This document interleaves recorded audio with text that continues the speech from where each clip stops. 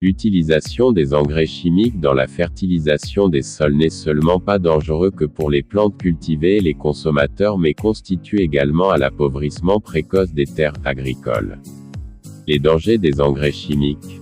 Les engrais chimiques sont des produits qui contiennent souvent des produits chimiques comme l'azote, le phosphore, le potassium, les pesticides, les herbicides, les fongicides.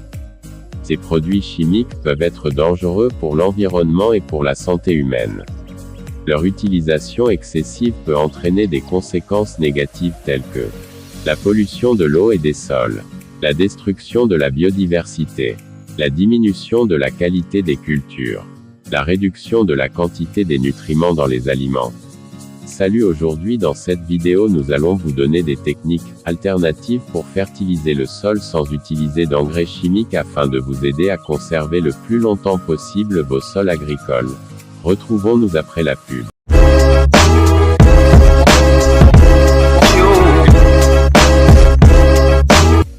Bienvenue sur Yen Agro Plus, ici nous parlons d'agriculture, d'élevage, de business, et des meilleures formations pour vous aider à réussir vos projets agricoles. Alors si le sujet vous intéresse, abonnez-vous pour ne rien manquer. Place à la vidéo. Voici à présent les techniques alternatives de fertilisation de vos sols agricoles sans usage d'engrais chimiques. Technique 1. Le compostage. Le compostage est une technique de fertilisation naturelle qui consiste à décomposer des matières organiques en vue de produire un amendement organique riche en nutriments pour le sol.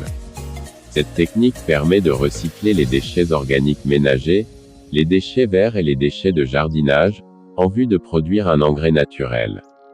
Le compostage se déroule en plusieurs étapes. Tout d'abord, les matières organiques sont rassemblées dans un composteur ou un tas de compost. La décomposition commence par la phase de fragmentation, où les matières organiques sont déchiquetées en petits morceaux.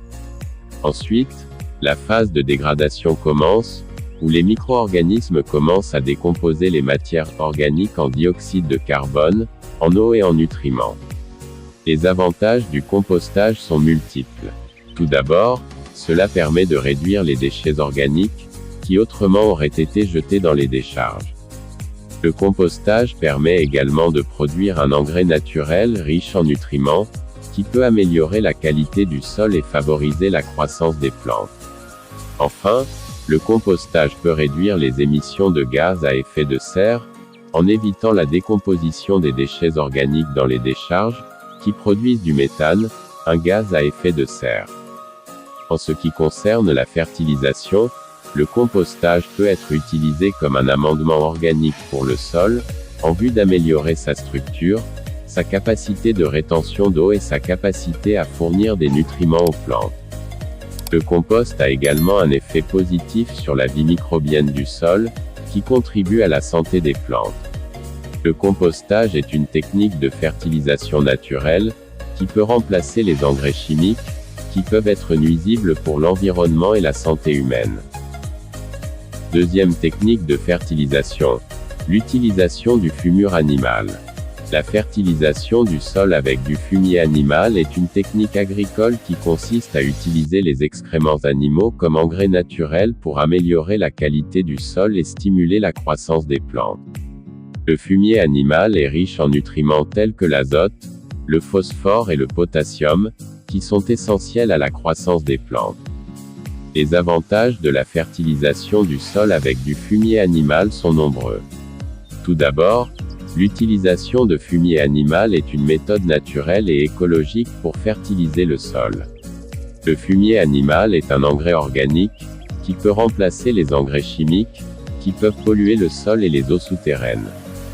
De plus, le fumier animal a un effet bénéfique sur la structure du sol. En effet, le fumier animal contient des matières organiques qui améliorent la structure du sol en augmentant sa capacité de rétention d'eau, en améliorant l'aération du sol et en favorisant la croissance de la vie microbienne dans le sol. Le fumier animal peut également aider à prévenir l'érosion du sol. Le sol fertile est essentiel à la croissance des plantes, mais il peut être facilement érodé par les pluies et les vents violents. Le fumier animal peut aider à retenir le sol en place en créant une couverture organique qui protège le sol des éléments. Enfin, l'utilisation de fumier animal peut aider à réduire la quantité de déchets organiques. Les déchets organiques peuvent être recyclés en utilisant le fumier animal comme engrais naturel pour le sol, plutôt que de les laisser se décomposer dans les décharges. En résumé, la fertilisation du sol avec du fumier animal est une méthode naturelle, écologique et économique qui peut améliorer la qualité du sol, favoriser la croissance des plantes et réduire la quantité de déchets organiques. Cependant, il est important de suivre les bonnes pratiques pour éviter les risques de contamination et les déséquilibres écologiques. Technique numéro 3, l'agroforesterie. L'agroforesterie est une technique agricole qui consiste à planter des arbres et des cultures sur le même terrain. Cette méthode permet de créer un écosystème plus diversifié et plus résistant, tout en améliorant la fertilité du sol. L'agroforesterie peut être une bonne option pour fertiliser le sol car les arbres peuvent fournir des nutriments essentiels à la croissance des cultures.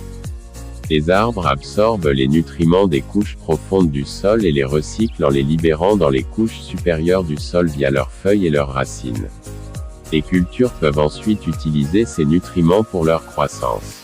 Les avantages de l'agroforesterie sont nombreux. Premièrement, cette technique permet de réduire l'érosion du sol en créant une couverture végétale plus dense et en retenant l'eau dans le sol.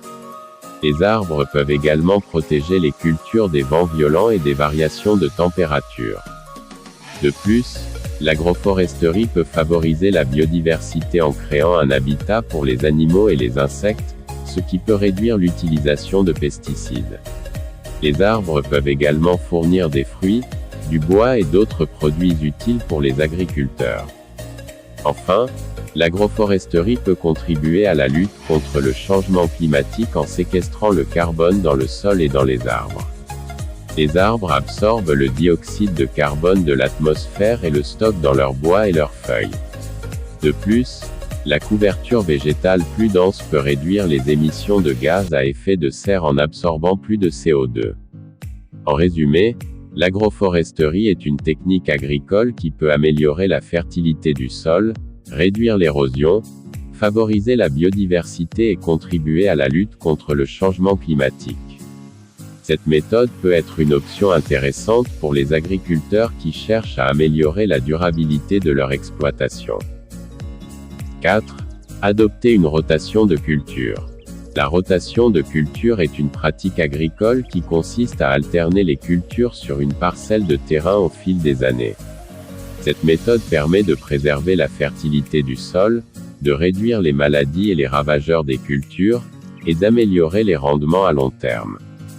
En quoi consiste la rotation de culture?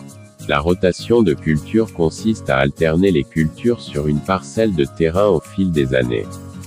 Les cultures sont choisies en fonction de leurs besoins en nutriments, de leur capacité à fixer l'azote, de leur résistance aux maladies et aux ravageurs, et de leur contribution à la structure du sol. Par exemple, une culture comme le maïs a besoin de beaucoup d'azote pour pousser, alors qu'une culture comme le trèfle a la capacité de fixer l'azote de l'air et de le rendre disponible pour les cultures suivantes. Les avantages de la rotation de culture. Amélioration de la fertilité du sol. La rotation de culture permet de préserver la fertilité du sol en évitant l'épuisement des nutriments nécessaires à la croissance des cultures.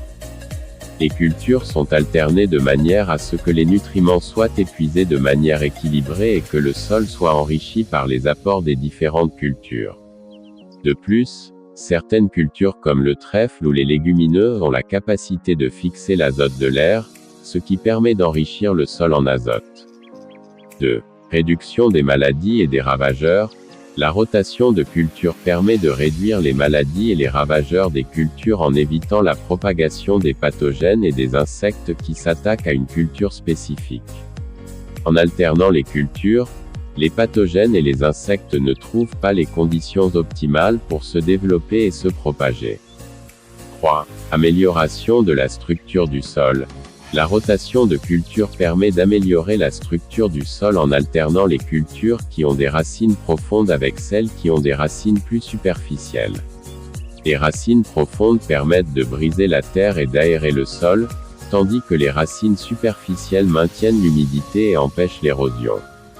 4. Augmentation des rendements à long terme. La rotation de culture permet d'augmenter les rendements à long terme en préservant la fertilité du sol, en réduisant les maladies et les ravageurs, et en améliorant la structure du sol.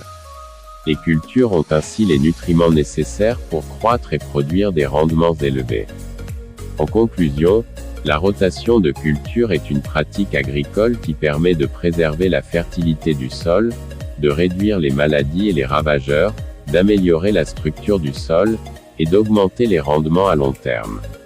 Cette méthode peut être mise en place par les agriculteurs pour garantir une exploitation durable et productive de leurs terres. Merci, nous sommes ainsi à la fin de cette vidéo, nous espérons vous avoir aidé, et que vous appliquerez les conseils donnés.